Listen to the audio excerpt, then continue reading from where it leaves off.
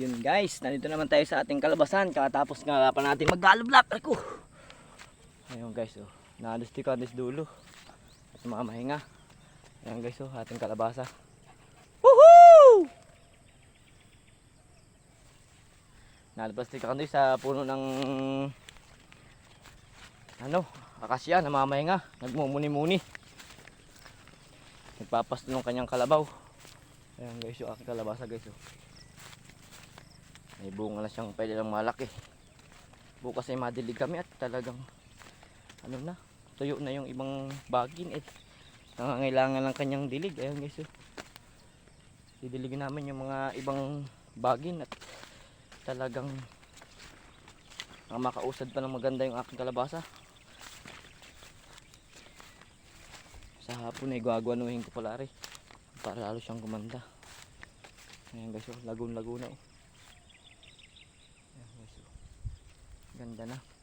Dito kayo bukas, ito ang didiligin ko bukas guys. At pati ito maliliit na pahabol namin ang nangangailangan ng tubig. Itong malaki hindi na didiligin at malakas na ang bagay niya. Hindi kagaya ng pahabol namin. Sadyang maliliit pa, nangangailangan pa ng kanyang aruga na tubig.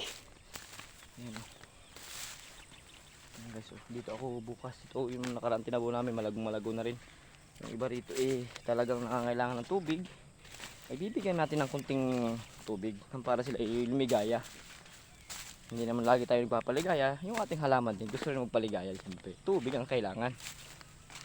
Mapaandar tayo bukas tayo Kandoy, maga. Magawa tayo sa hapon. Ha? Kaya nga. Dito lang mapaano ito guys, oh. Aming didiligin bukas. Yung aming tilabuna. Ha? O gano'n sa hapon. Ayan guys, oh. Nandun ang tiyo Kandoy, ayun oh. Haba ng buhok.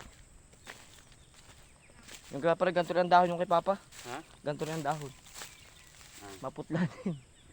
Para daw sinabugan ng abo. Ayan guys, oh. Pero ang liit pa nun.